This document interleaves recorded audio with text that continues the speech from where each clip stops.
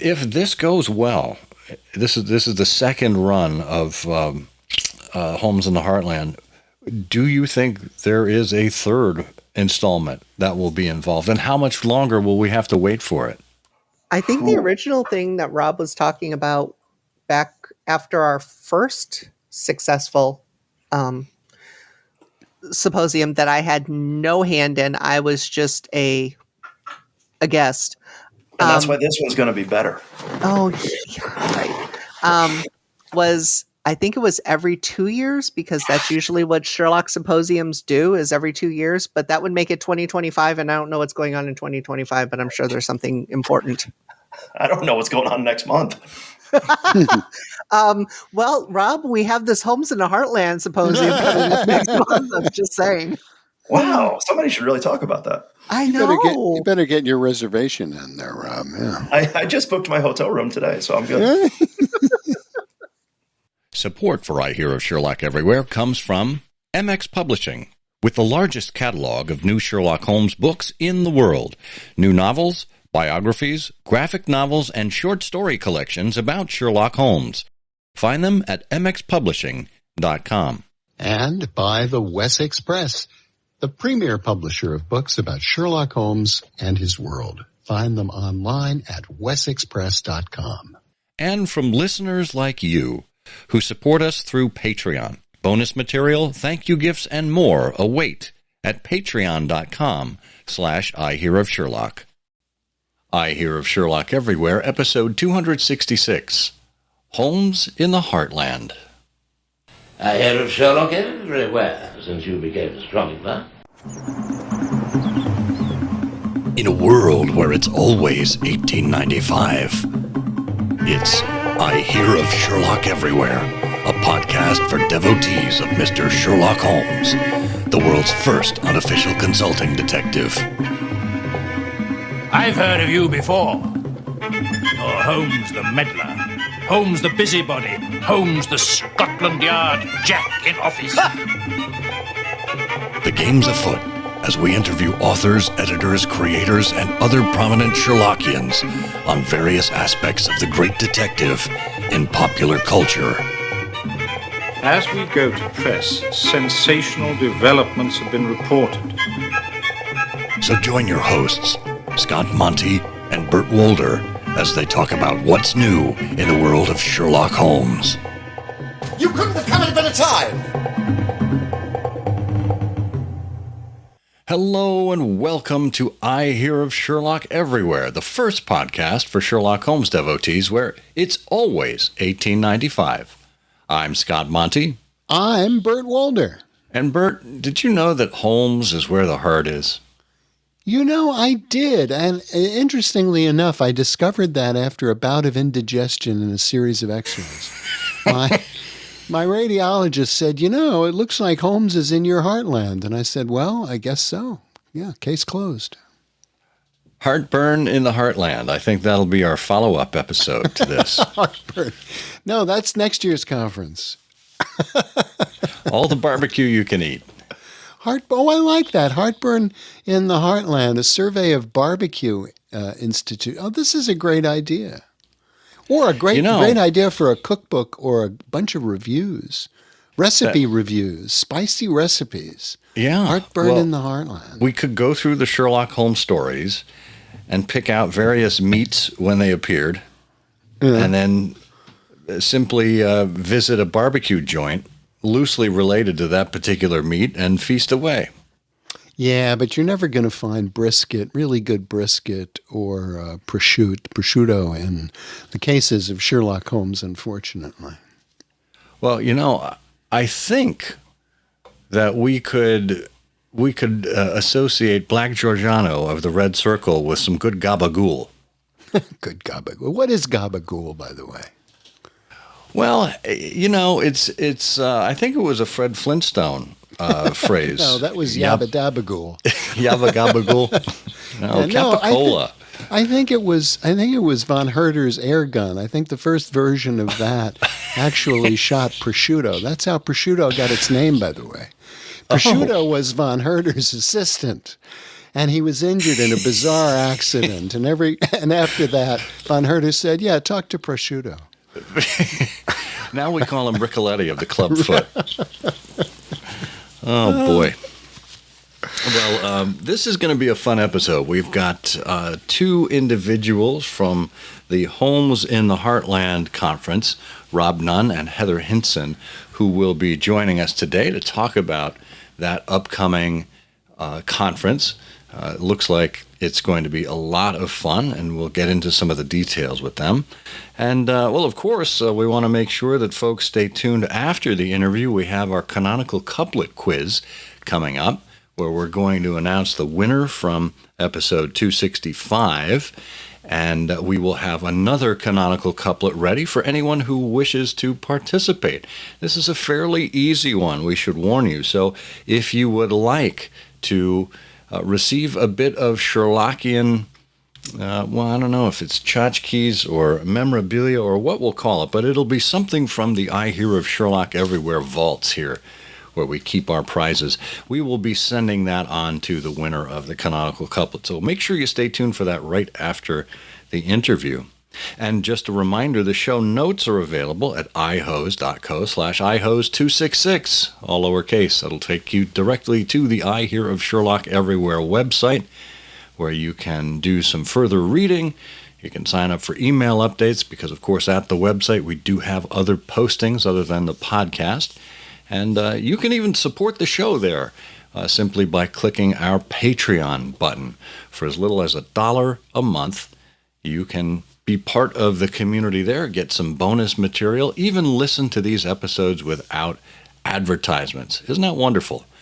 Just do that by going to the show notes and clicking on our Patreon button. Heather Hinson has been a fan of Sherlock Holmes since she was a teen, and she blames it completely on her father, who introduced her to A Scandal in Bohemia and Nicholas Rowe with his interpretation of young Sherlock Holmes. Heather's hobbies include reading way too many books, expanding her writing skills from fanfic to general Holmesian canon conspiracy theories, and generally being annoying. She's mastered all of these hobbies into an article in the Watsonian and a story in the Monstrum Opus of Sherlock Holmes.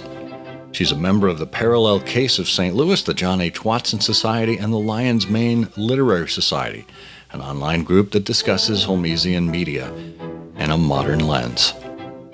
Rob Nunn is the Gasogene of the Parallel Case of St. Louis and a member of many other Sherlockian societies. He was invested into the Adventuresses of Sherlock Holmes in 2021 as Your Old Schoolfellow, and into the Baker Street Irregulars in 2022 as Elementary. He's the author of The Criminal Mastermind of Baker Street and The Commonplace Book, and the co-editor of The Finest Assorted Collection with Peter Eckrich, as well as the Monstrum Opus of Sherlock Holmes with Brad Kefauver. Rob loves spending time with fellow Sherlockians and hosts a twice-monthly interview series on his blog, Interesting Though Elementary, with Sherlockians of all kinds. Heather and Rob, welcome to I Hear of Sherlock Everywhere. Hello. Thanks for having us. Now, Rob, you are no stranger to these parts. This is now your 5th appearance here on the show. You guys got to raise your standards. Well, clearly, because we're still hosting it. Our standards are very low. Fortunately, our guest standards are very high, which is why we have you two here.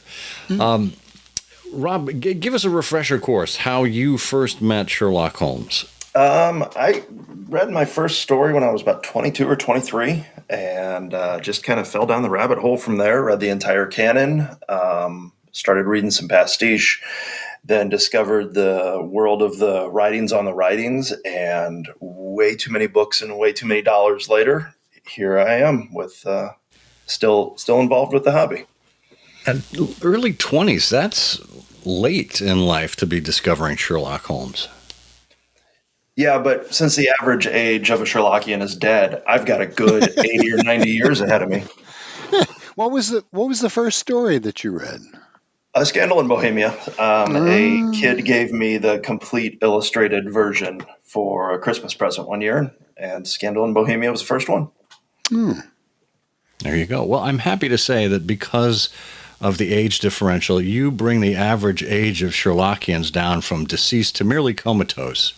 So thank you for that, Rob. It's a public service you're doing here. I do what I can. Excellent. Now, Heather, what about you? How did you first encounter this character of Sherlock Holmes? So I think I was 15 and my dad was trying to get me into literary books. So he introduced me to A Scandal in Bohemia too. And then HBO showed Young Sherlock Holmes with Nicholas Rowe, and I immediately got hooked. That's a solid start, no question. Yeah. What were you reading before your father wanted you to get into, quote, literary, close quote, books? I'm Gen X and a child of the 80s, so probably the Babysitter's Club or Sweet Valley High, one of the two. Well, there's nothing wrong with that. You know, that's good stuff. A little bit VC Andrews because I was in that age, so yeah. That's So my dad gave me fantastic. White Fang and A Scandal of Bohemia, and I'm afraid Arthur Conan Doyle won. White Fang. Wow. Thank goodness. You're known for your fine judgment, if nothing else, around these parts, Heather. So you know, we should do an aspect of the podcast where we interview people who introduced people to Sherlock Holmes, and we could call it "What Were You Thinking?" You know, I can't believe what I started. yeah, you have a lot to answer. We can call it "You Have a Lot to Answer For." Yeah. Now, Heather, I know we've talked to Rob about this before, but what about Sherlockians, this wonderful, strange world of people who have a similar interest to yours? How did you discover that there were other people out there that were as twisted and unhealthy as you were? So, unlike probably the rest of everybody on this podcast, I came in backwards through fandom. So I didn't really know there was anybody. My first introduction to the fact that there was a Sherlockian fandom or a Sherlockian academic society is when I was driving through St. Charles, Missouri, and there was a side of the road that said this road is cleaned by the St. Charles Sherlockian Society. And I got all excited and never went anywhere else with it. And then BBC Sherlock came out, and I ended up in that side of the fandom and started talking on Twitter. And then Rob kind of poked me and like virtually poked me and was like, "Hey, you're in St. Louis. There's a Sherlockian group. You should come to one of our meetings." And so I completely blame him for getting me on this side of it too. And I'm going to take that blame to the bank. Well done, Rob. Well, I think what it's known as in Sherlockian circles is delegation. It's an awful lot of work to be running some of these groups, and it's a lonely job. I mean, there's plenty of people that will show up to just participate, but having other people who are willing to run with ideas and help arrange meetings and bring, some discussion topics to the floor. I think, it's wonderful when we get interested and engaged people involved. Yeah, our St. Louis group is full of people who are happy to share their opinions, and it makes our meetings so much fun. There's a lot of laughing, and a little bit of bickering in some of these. We'll get into it with the stories on a regular basis. So, Rob, I think we touched on this back in episode 220 when we were talking with you about your website, interesting though elementary. Remind us how this idea for a symposium or a Sherlockian weekend, which is known as Holmes in the Heartland, came about. So the St. Louis area has a couple Scion societies. The one that Heather and I are most associated with is the Parallel Case of St. Louis, but there's also one in St. Charles that Heather saw the sign for. That's the Harpooners of the Sea Unicorn. There is the Noble Bachelors of St. Louis. Down in Southern Illinois, there's the Occupants of the Empty House. And back in the 90s, they had a couple symposiums called Homes Under the Arch. And this was back before both of our times, so I couldn't give you a ton of information on it. But one day at a parallel case meeting, it came up and somebody said, hey, we ought to do another Homes Under the Arch, but not call it that and call it something else because it's been 30 years. So we kicked a couple ideas around, and Homes in the Heartland came up. We held our first one in 2018, I believe. And we were on schedule to do another one in 2020, but I don't know, something came up that year. So we had to kind of table things for a little while. Now, and how did you put the theme together? I mean, how did you, the big challenge, of course, is who do you invite? How do you structure it? How many days? I mean, it's sort of a big deal. How did you attack all that? The first one was we said, it is all in conjunction with the St. Louis Public Library has a Sherlock Holmes research collection. I mean, it's a small collection, but we had just dedicated it through the Noble Bachelors of St. Louis, and we wanted to have an event in conjunction with it. So since it was a research collection, I'm a sucker for pulling things out of the canon, and we decided to call it a Curious Collection for the 2018 conference. And then once you do something once in Sherlockiana, it becomes a trend. So when it was time to do this one again, Heather and I and we've got 7 or 8 people on our planning committee. We kicked around a bunch of different ideas, and can't really talk about St. Louis without talking about the Arch. So Arch Enemies came to mind pretty quickly. And the logo is inspired. It's the St. Louis Arch with the city skyline in between, transposed onto Moriarty's head. So it almost looks like Vincent Price's Egghead from the old Batman show. We have very diverse talents in our planning committee, and graphic design is somebody else's, not mine, but I laughed pretty hard when I saw that.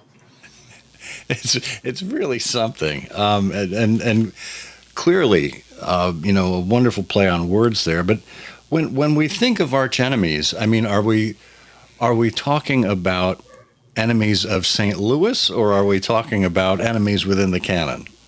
It's just a weekend talking about how much we hate the Chicago Cubs. Well, accurate. I'm surprised you can contain that to a weekend. Congratulations. Ironically, the Cubs will be in St. Louis that weekend, so yeah. It fits perfectly. Oh, the Chicago gang. Yeah, well, so talk a little bit about how this theme rolls out. I mean, I would imagine you pick a theme and then you begin to try and attract speakers, and you want them to speak on something related to this topic. So walk us through that process. Heather, do you remember how we picked some of the folks? We're extremely lucky that when we put out a request saying, hey, we're talking about doing this symposium and we need speakers, and we had a lot of volunteers.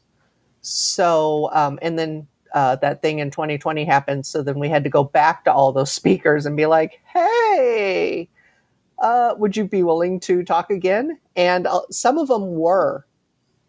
So we kind of reached out to the people who were on our 2020 list. Some of them came in, some of them had to drop out, unfortunately. And then it was more of who doesn't want to talk about villains? So have you previewed the talks at all, or are some of them still under wraps as far as your knowledge goes? As we speak, I'm over the past few days, I've been getting, kind of abstracts of what the talks are going to be. When we got our speakers lined up, we didn't want 8 people talking about Professor Moriarty. So we capped it at 2, and Ray Betzner and Beth Gallego are both doing Professor Moriarty. But if you know them, you know that they come from very different worlds, and their take on the professor is going to be very different. So we were fine with that. Everybody else kind of gave us, a general idea of what they want to talk about, so we didn't have any more double dipping. So Ray Betzner's doing a talk titled Professor James Moriarty and the Quest for the Order of the Universe.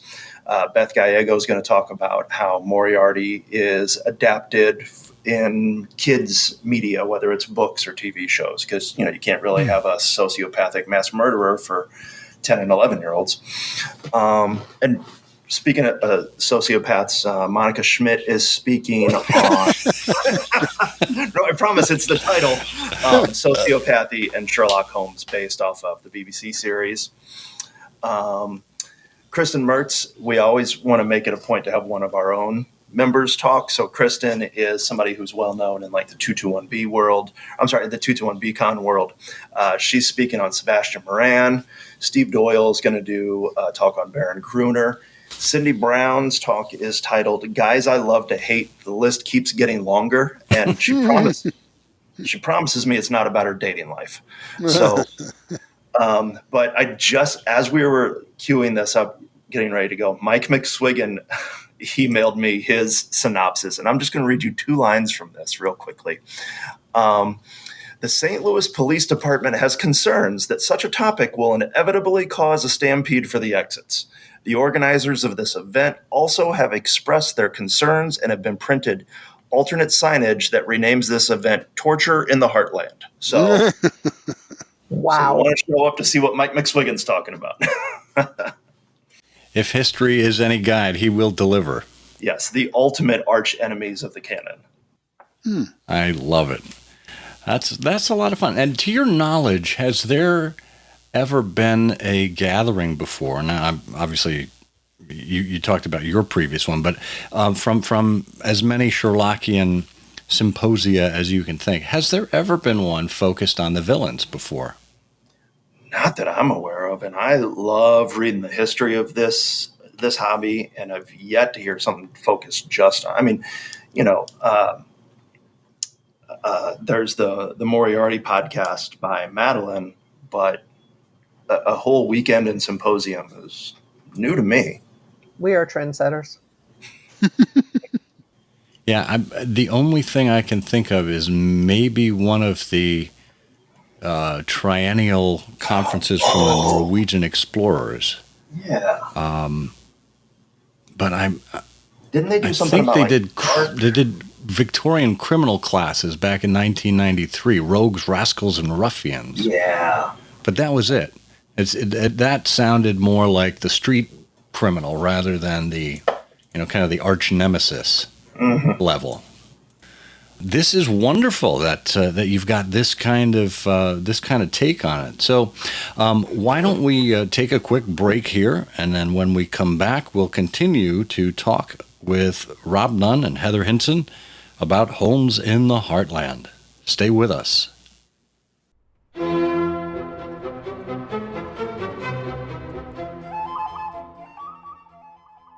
What was Conan Doyle really like? Thanks to American journalists, now we know, and you can know too, when you get your copy of Sherlock Holmes and Conan Doyle in the Newspapers, Volume 6, just published in January. Volume 6 covers the first month of Conan Doyle's tour of the United States in October 1894. Just 4 weeks, but it produced 230 pages of articles, interviews, reports from his lectures, and much more. And because of American interviewers, it's the first time we get really close to Conan Doyle the man. They tell us what he looks like, his way of moving and talking, and all those little things that form a three-dimensional image of the creator of Sherlock Holmes.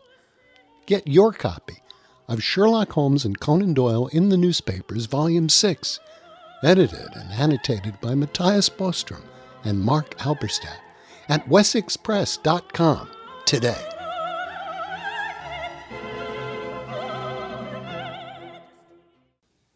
Okay, we're back talking about the next Holmes in the Heartland, which, if you haven't checked out the link yet, and since we haven't really mentioned it in any detail here yet, takes place July 28th through 30th, 2023, at the Sheraton Westport Plaza Hotel in St. Louis, Missouri. No, excuse me, Missouri.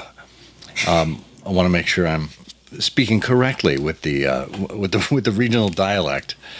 So you mentioned the speakers and a few of the sites, at least with the Sherlock Holmes collection. And Rob, I know we asked you about this last time. I would imagine there's going to be some kind of St. Louis local fare there as far as eating goes.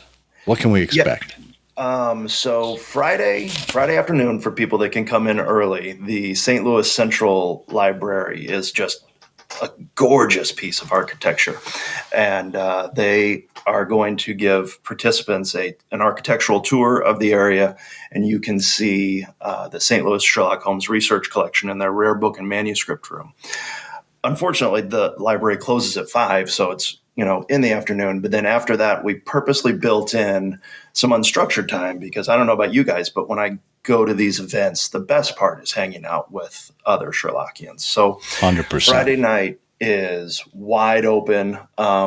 Like you said, it's at the Sheraton Westport Plaza, but that is in almost an entertainment complex. There's 5 or 6 restaurants right there in that area, so people can pick and choose. Do they want steak? Do they want tacos? Do they want burgers?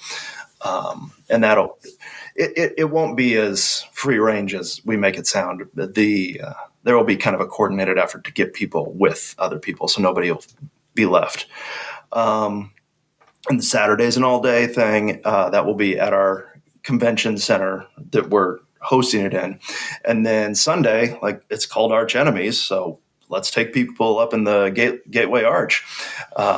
We've got it set up for, if you add on the Sunday part to your package, you get a tour to the top of the St. Louis Arch, a time in the newly remodeled History Museum that's down below, and a movie on the building of the St. Louis Arch. And then there is a restaurant right down on the St. Louis riverfront that everybody will go to lunch at after that. Well, that's fascinating. We've got so many listeners from around the world. For those who aren't familiar with the Arch, can you give us just a couple of sentences and sort of explain its stature in the community? It's about half of an oval. Well, maybe a few more sentences. Heather, why don't you take this one? It's the shape of one of my eyebrows right now. I'm done.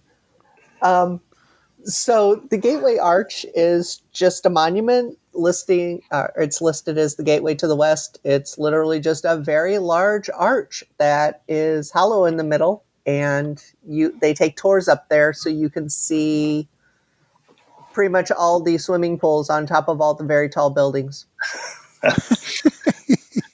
You can also see across the Mississippi River into the great state of Illinois, where Heather and I actually live, if you look in the right direction. Yeah. But yeah, no, I mean, it's one of those places that people who come to St. Louis are like, let's go to the Arch, and people who live in St. Louis have never been. So, but the museum underneath is, the last time I went, is educational, talking about St. Louis and its history on the Mississippi and what they did, how they built up. Yeah. Yeah. Well, it has quite a history. It's one of the architects that I'm particularly fond of. His work, Eero Saarinen, designed it. He was from Finland, I think, Eero Saarinen, and back in the 1940s. And it commemorates the Louisiana Purchase, which really opened up the western part of the United States to expansion back in the 1800s. So it's quite a landmark, and it's really something to see.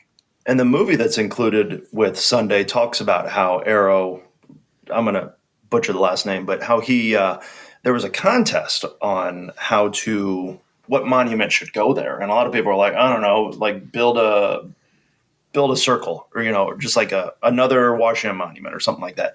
And he had this completely out of the box thing, this arch, but it's fascinating to watch how it was actually built. They built both sides at the same time and then met in the middle, almost like transcontinental railroad-ish, but but they had to be completely self-supporting until it was met in the middle. And it's fascinating to watch. Yeah. And it's stainless steel, isn't it? It's Yes. quite a gleaming structure. Oh yeah, you can get a pretty good sunburn if you stand in the right spot.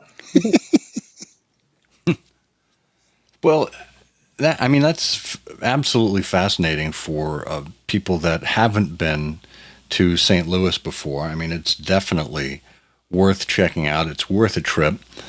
Talk to us a little bit about the connection between St. Louis and the Sherlock Holmes canon. Is there one? That is actually where the name of our group comes from. The Parallel Case of St. Louis is a line from the Sign of Four, where, I can't remember who asked, but Holmes says he referred somebody to a similar project. There were parallel cases in St. Louis and Paris. So that's where our group got our name from. Well, and I would be remiss if I didn't point out the Jefferson Hopes of St. Louis. Of course, that connection came through A Study in Scarlet. Absolutely. Jefferson Hope was from St. Louis, and oh my goodness, I'm drawing a complete blank, and I know everyone's going to be upset with me, but the first identified Gray Chandler Briggs was from St. Louis, who was the first person to identify the location of 221B. Oh, right. That is true. Yeah, and that is actually volume 1, if I can really go off on a tangent. Yeah. Volume 1 of the BSI Archival History series. It was Dear Briggs, Vincent Starrett, and he got into a lively correspondence together. And Gray Chandler Briggs, he was a radiologist, right. And he owned a number of original Pagets. And Glenn Moranker, who just wrapped up his Sherlock Holmes and 221 Objects traveling emporium, has all 7 original, not Pagets, Frederick Dorr Steeles from Wisteria Lodge. And they used to belong to Gray Chandler Briggs. So I just got there 30 years too late. Yeah. Gosh, and probably about $400,000 too short. You know? A lot of dollars too short. That's wonderful. So you've got your speakers, you've got the local flavor being sampled here. Talk to us a little bit about because this is part of every Sherlockian endeavor. Talk to us about the vendors, the things that'll be available for retail. Well, if it's a Sherlockian event, you're going to see Wessex Press and BSI Press there. So, you can count on Steve Doyle and Monica Schmidt there, not only speaking, but also selling books. Our founder, Joe Eckrich, is a big wheeler and dealer, so he's got some tables there of Sherlockian treasures along the same lines as Steve Mason and Mike McSwiggan will as well. But a few others, and I think Regina Stinson's been on the show before, correct? She has. Yeah, and she makes gorgeous, earrings and charm bracelets and bookmarks. So she's got a table set up. A regional bookstore from over in Illinois called Books on the Square a couple years ago actually acquired a Sherlockian library that they are in the process of selling. So they've got that stuff there. And a local group called the Practical Preservers of Sherlock Holmes will be selling things, and the proceeds from that vendor's table, will also go back into the St. Louis Sherlock Holmes Research Collection. And wait a minute, the Practical Preservers of Sherlock Holmes, there's got to be a story there. I'm sure there is, because there's a story behind everything, but that's just the name that they put down on their vendor registration. Okay. I like that. I bet it's pickles. Preserves. Yeah. Marmalade. They have a lovely chutney. Yeah. Well, what else are we missing here? That I mean, I have to imagine there's so much more than the surface that we're scratching. What's the planning like in going into this? How far in advance do you have to work on putting an event like this together? Because I would imagine that there's other people who are listening that may live in different areas and would like some inspiration but may not know where to get started. How would you recommend it? 2019 is when we started this. Wow. No, seriously, that was for our 2020. And then we took a year off. And then we just started again last year. But man, Heather makes us sound like we're really prepared. I know, right? So should we recommend people have a 4-year lead time and a pandemic just for good measure, or? Yes. She's hardcore. She doesn't mess around. Now you see why I've got her on the planning committee. No, 100%. basically about a year is when Rob started making noises about early 2021 on whether or not we wanted to do this again, or I guess 2022, on whether or not we wanted to do this. And we all ridiculously said yes. And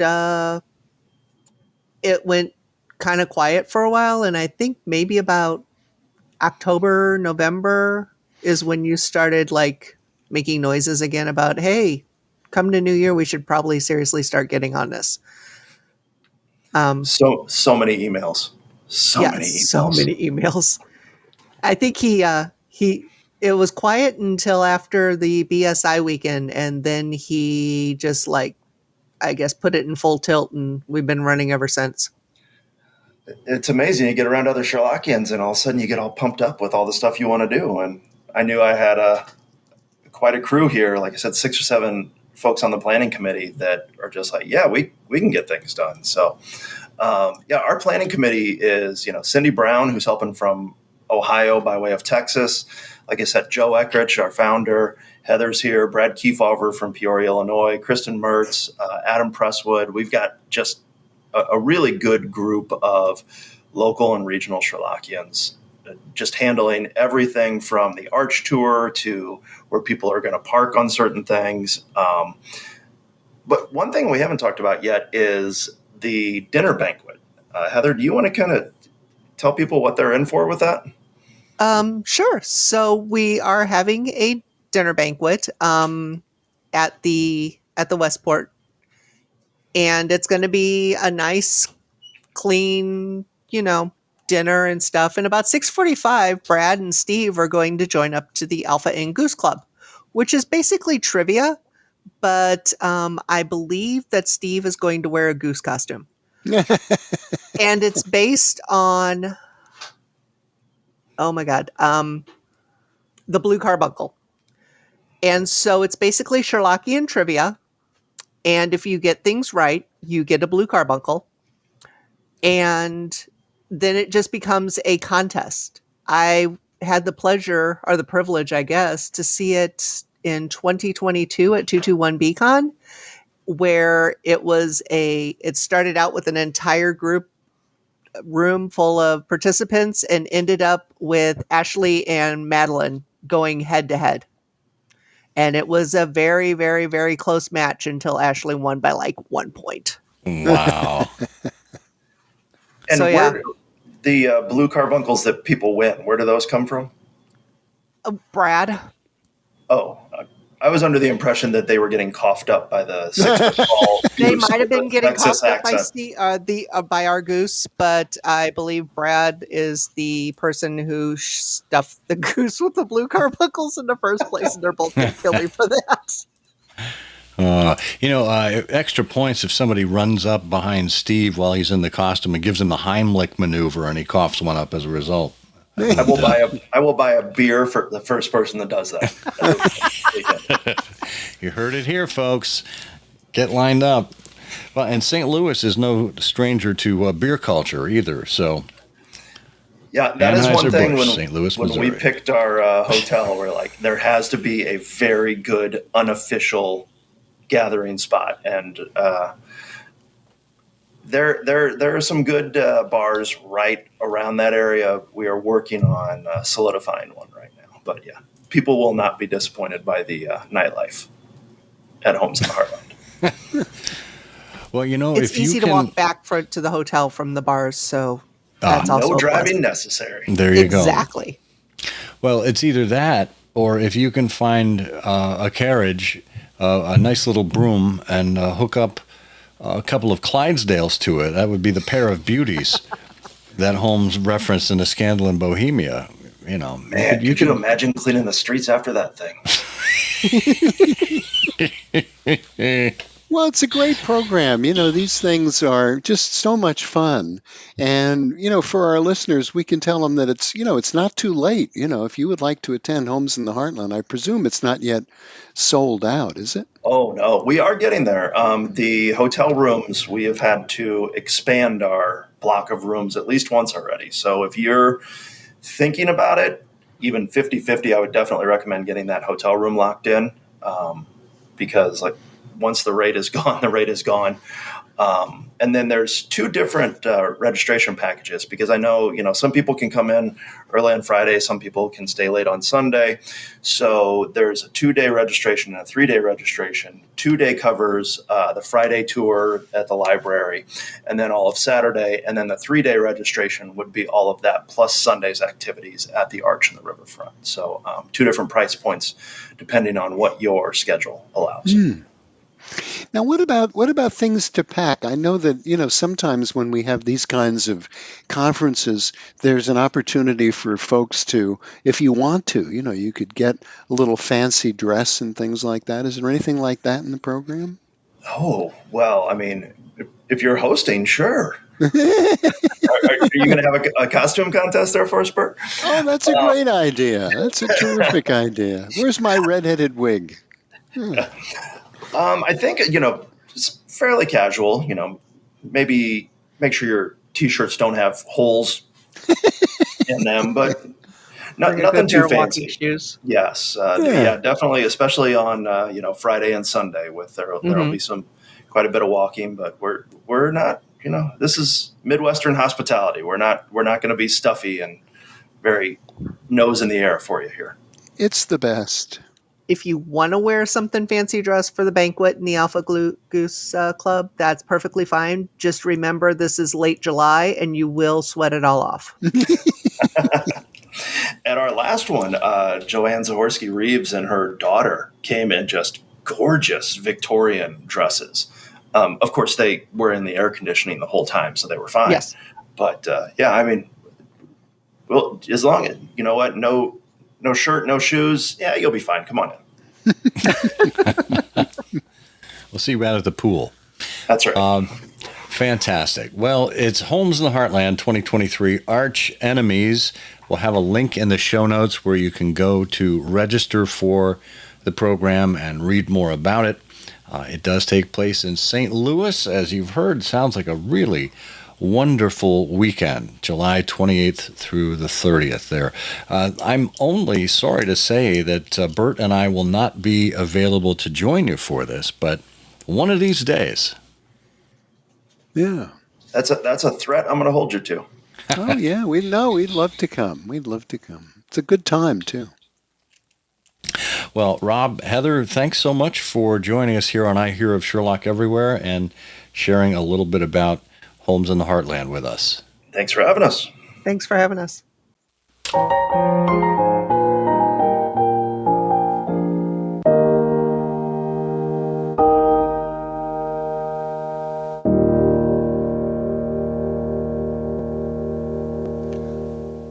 I wonder when the very first BSI or Sherlockian conference was.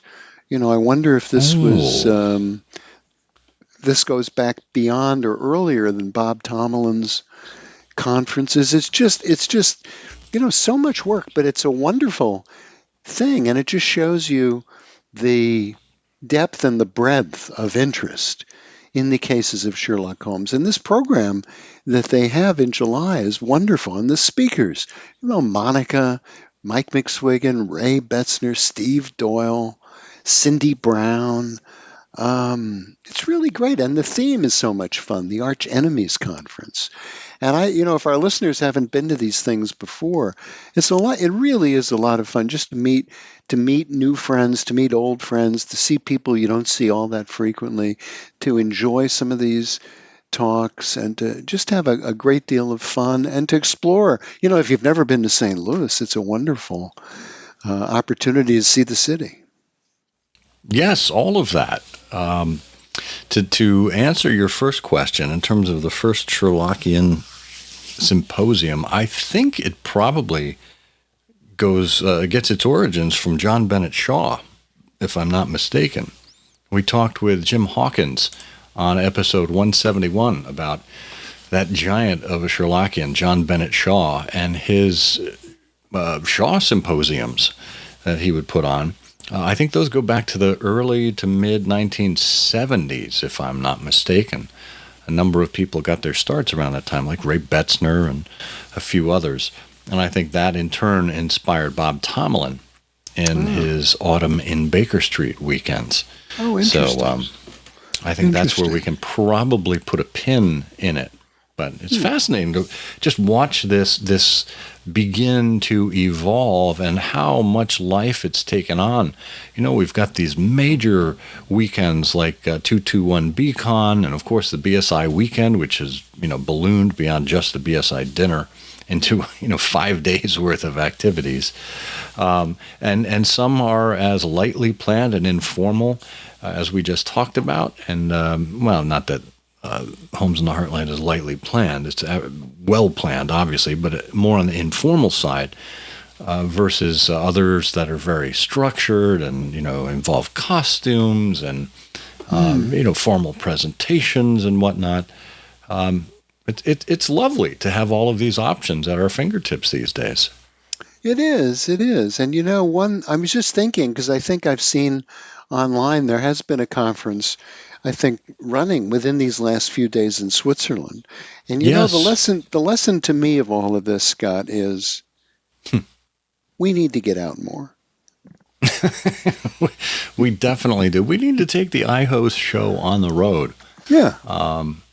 But for our listeners, if you have ideas or would like to get ideas more about how this works, we did an episode back in season 10, episode 110, called Sociable and Clubbable, where we talked about Sherlockian societies, what they're all about, what it might take to get started, just to give you a chance to explore this wonderful, different, and interesting world that we happen to be involved in. And, if you see Bert and I out and about at some of these, come up and say hello.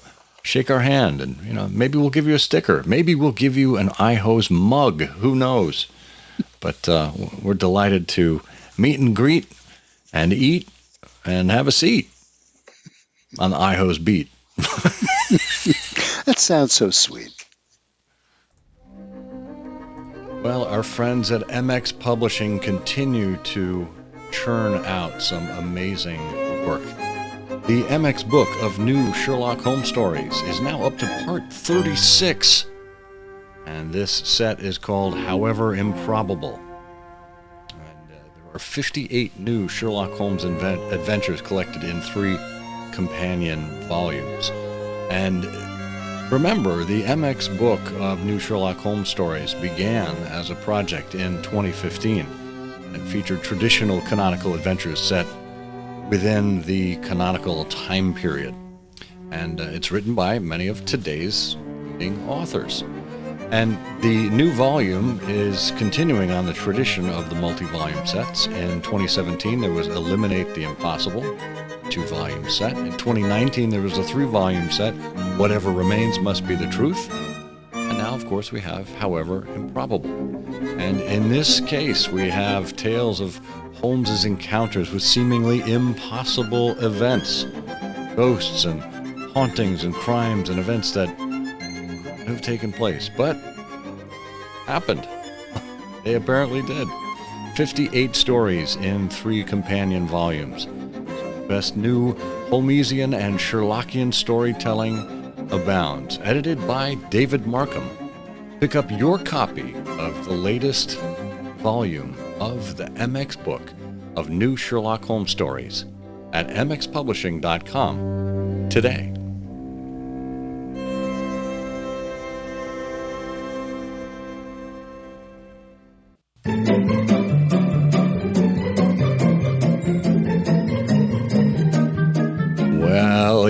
what that music means, Bert? Yes, it's time for everyone's favorite Sherlockian quiz program. That's right, it's Canonical Couplet, where we give you 2 lines of poetry and ask you to discern which Sherlock Holmes story we happen to be talking about.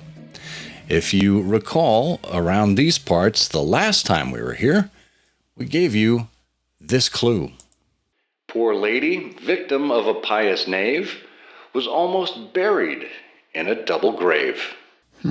Bert, here we go. Do you know which Sherlockian story we are talking about here? Yes, it's one of the novels. It's the story of a mysterious legend in Dartmoor that has to do with the mysterious and inexplicable sound of exploding sporting equipment. That's the case Watson called The Sound of the Baskervilles. Basketballs.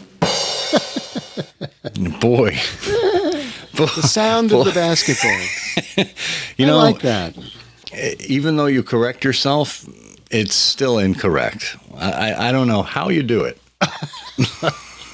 Can you imagine how important a story called The Sound of the Basketballs would have been, in 1902? I mean, that would be just such a remarkable locus for people investigating, the history of sports.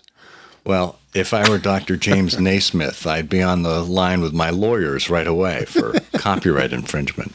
Oh. Well, no. Once again, you've managed to underdo it, Bert, and you are in good company because our friend Eric Deckers joined you in these endeavors. He wrote to us and said, I've solved it. It's the story of the time I had made a very special breakfast for myself, but some ne'er-do-well absconded with it when I was called away for a phone call. It's the disappearance of my raspberry flapjacks. Except I like blueberries in my pancakes, so it's more likely the disappearance of Lady Frances Carfax. Well, yes, Eric, you have seen the error of your ways, and you are right. We were looking for the disappearance of Lady Frances Carfax. Well, the good news is there were many people who also saw the error of Eric's ways without seeing it. And they all entered. So we have a number of people to choose from this time around, which I always love. So we're going to have to bring out the extra large prize wheel and give it a big spin.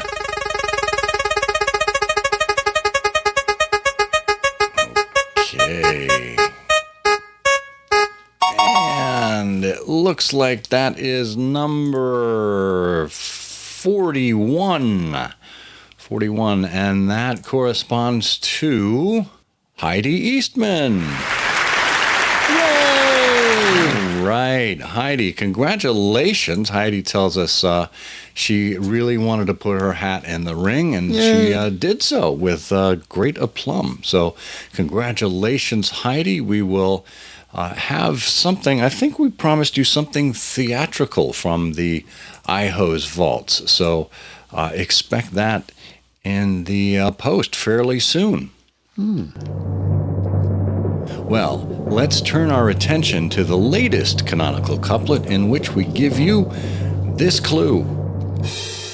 As plots go, this is nothing less than gorgeous, involving sliced Napoleons and the Borgias.